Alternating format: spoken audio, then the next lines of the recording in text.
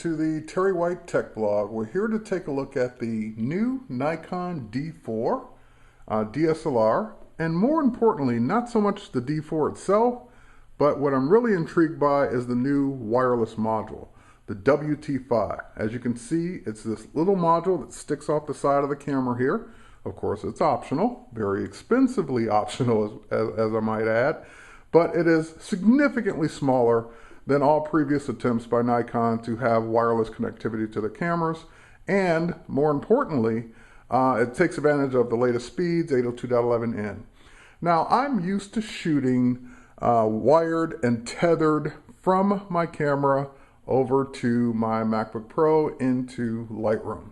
However, what I wanted to do today was do a test to see if I could cut the wire and do my fashion shoot without having to be connected via a cable. And I did the shoot. It worked out great. But I wanted to basically give a review to you to show you what you give up and what you gain with this module. Now, the module itself can be configured with multiple profiles. You can do that right in the camera, and of course there's a network option right here that basically allows me to go in and set it up for the type of connections that I want to do. So right now it's connecting to my Wi-Fi network since I am in studio, and once it's connected to the network, then it will begin to look for the wireless software running from Nikon on my computer. And we're green, so we're ready to go. Now the module can also do ad hoc networks, meaning it can set up its own Wi-Fi network. So if you're out in the middle of nowhere where there is no Wi-Fi, you want to shoot to your computer or to a tablet such as the iPad, you're all set and ready to go. I've done that as well. It works great with Shutter Snitch on the iPad, which is the app I used for my Wi-Fi or my iFi card. So let's go in and do a simple test. Now I will forewarn you that the problem with shooting wirelessly like this is that the initial image can take anywhere from 30 to 60 seconds to come in. Because as you can see, since I didn't do anything, the module went to sleep, the camera went to sleep, and the minute I fire the shutter, all of that has to wake up again and do the connectivity again.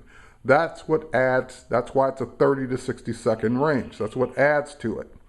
But let's go in, let's hit the menu again, let's go to network, let's wake it up, and let's get it going so that we can at least cut that time down manually. So we got it connecting to the network. Takes a few seconds to do that. Now it's connected. Now it's found the computer. And we'll now take our first shot. So you can start your timers now. There's our first shot right there on the camera. And now we're waiting for that transfer to happen, which I see my green lights flashing. We're waiting for it to send it to a folder over here on the MacBook Pro. And then Lightroom I've got set to basically to auto import it using the method we used to use before tethering. So it took it into my auto imported folder, and there it is. So that wasn't bad because we woke it up first. Now the advantage though is that once you've got it going and you continue to take shots, here I'll just focus in on different areas of the couch there. There we go.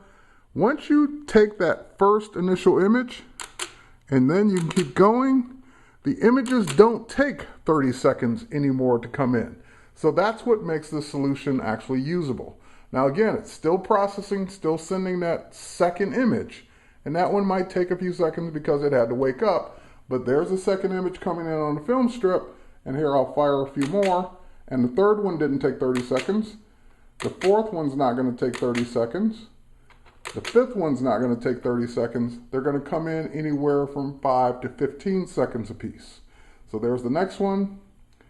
And again, you also have to count that Lightroom's having to pick them up out of a folder. These are 16.2 megapixel images.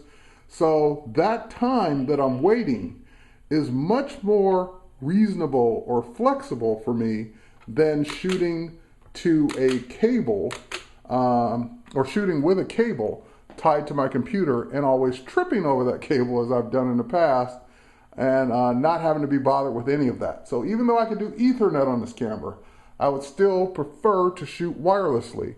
And that means I can pick this camera up, take it anywhere in my studio because my entire studio is blanketed with the same network. And when I come back to my computer, those images will be there no matter where I went off shooting to. So I can go on location, take the laptop with me, review the images or not, and just leave the laptop where it is. But when I get back to the laptop, the images will have been transferring the whole time. So as you can see, not bad, not as fast as USB tethering, not as fast as Ethernet tethering, but fast enough to give up the cable. And that was my goal here with purchasing the WT-5 module.